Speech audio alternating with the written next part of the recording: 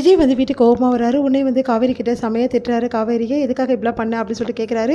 காவேரி வந்து எவ்வளோ சொல்லி பார்க்குறாங்க. விஜய் கேட்க மாட்டேங்கிறாரு. நீ பண்ணது ரொம்ப பெரிய தப்பு, என்னை கேட்காம பண்ணிட்ட அப்படின்னு சொல்லிட்டு காவேரி மேலே செம கோவத்தை காட்டுறாரு.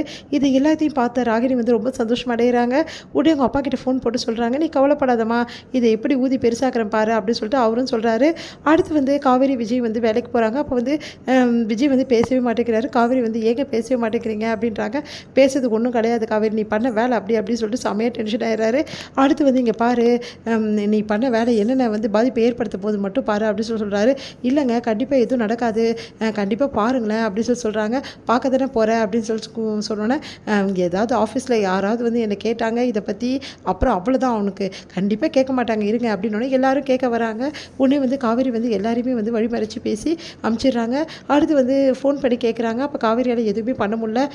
இதுக்கப்புறம் வந்து டீல் வேணாம் சார் உங்கள் கூட, ஏன்னா நீங்கள் நடிக்க போயிட்டீங்க அப்படின்ற மாதிரிலாம் சொல்கிறாங்க. அதை கேட்டு வந்து விஜய் செமையாக டென்ஷன் ஆகிடும். பார்த்தியா உன்னால் எவ்வளோ வந்து எனக்கு பிரச்சனைன்னு சொல்லிட்டு என்னை எதுக்கு இப்படிலாம் பண்ண, இப்போ பாரு உன்னால் இவ்வளோ நஷ்டம் எனக்கு அப்படின்னு சொல்லி திட்டுறாரு. அதனால் காவேரி என்ன பண்ணுறதுன்னு தெரியாமல் தவிக்கிறாங்க. காவேரி வந்து இதுக்கு ஏதாவது ஒரு ஐடியா பண்ணியே ஆகணும் அப்படின்னு சொல்லிட்டு யோசிக்கிறாங்க. என்ன பண்ணுறாங்க, விஜய்க்கு வந்து சாப்பாடு போட போகிறாங்க. அப்போ வந்து விஜய் வந்து அப்படியே வந்து திரும்பி சாப்பிட்டுக்கிட்டு இருக்காரு. அடுத்து வந்து காவேரி கிட்ட பேசவே மாட்டேங்கிறாரு. அதனால் காவேரி மனசு கஷ்டப்படுறாங்க. தாத்தா கிட்ட சொல்லி புலம்புறாங்க. அப்போ தாத்தா சொல்கிறாரு, நீ கவலைப்படாதம்மா, விஜய் கண்டிப்பாக உங்ககிட்ட பேசுவான், புரிஞ்சுப்பான் அப்படின்னு சொல்லிட்டு விஜய் கிட்ட போய் தாத்தா பேசுகிறாரு.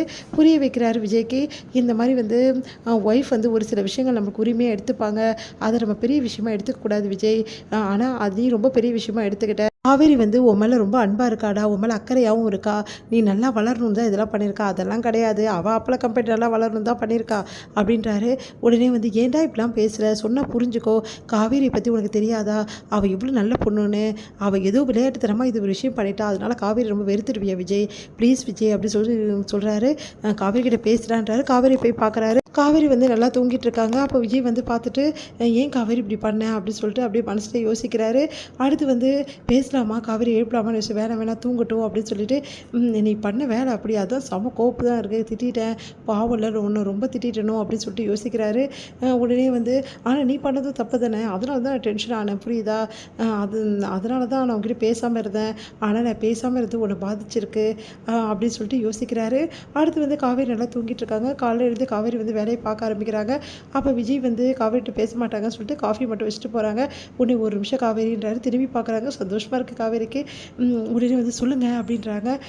சரி சரி, இதுக்கப்புறம் இந்த மாதிரிலாம் என்னை கேட்காம பண்ணாத புரியுதா, அப்போ என்னை மன்னிச்சிட்டிங்களா அப்படின்றாங்க. சரி மன்னிச்சிட்டேன் அப்படின்றாரு. உடனே காவேரி சந்தோஷம் தாங்க முடியல. சரிங்க ரொம்ப சந்தோஷங்க, நீங்கள் என்னை மன்னிப்பீங்கன்னு நான் நினச்சி கூட பார்க்கல, எனக்கு எவ்வளோ சந்தோஷமாக இருக்குது தெரியுமா, இனிமேட்டு என்கிட்ட நல்லா பேசுவீங்கல்ல, ப்ளீஸுங்க என்கிட்ட பேசுவீங்கல்ல அப்படின்னோடனே சரி பேசுகிறேன் போதுமா, சரிங்கன்னு சொல்லிட்டு ரொம்ப சந்தோஷப்படுறாங்க காவேரி. உடனே வந்து இந்த காஃபி வந்து நான் குடிச்சிட்டு எடுத்துகிட்டு போ அப்படின்னு சொல்லி கையில் கொடுக்குறாரு. அப்படியே காவேரிக்கு சந்தோஷம் தாங்கவே முடியல. காவேரி துள்ளி குச்சி சந்தோஷமாக வந்து அவங்க அம்மா வீட்டுக்கு போகிறாங்க. இதை பார்த்து தாத்தா ரொம்ப சந்தோஷம் அடைகிறாரு. உடனே விஜய் கிட்ட, டேய் நீ பேசிட்ட தானே அப்படின்றாரு. ஆமாம் பேசிட்டேன், எனக்கு தான் தெரியுதே, காவேரி ரொம்ப சந்தோஷமாக போகிறாடே, 2 நாளாக அவகிட்ட சந்தோஷமே இல்லையே, அதனால தானே அவங்ககிட்ட கேட்டேன் அப்படின்னு. ஆமாம் தாத்தா பேசிட்டேன், எனக்கும் ரொம்ப பாவமாக தான் இருந்தது அப்படின்னோடனே சந்தோஷமாக இருக்காரு தாத்தா. இப்படியே 2 பேர் சந்தோஷமாக இருங்கடா, சண்டை போட்டுக்காதீங்கடா அப்படின்னு சொல்லிட்டு போகிறாரு. இதோட முடியுது.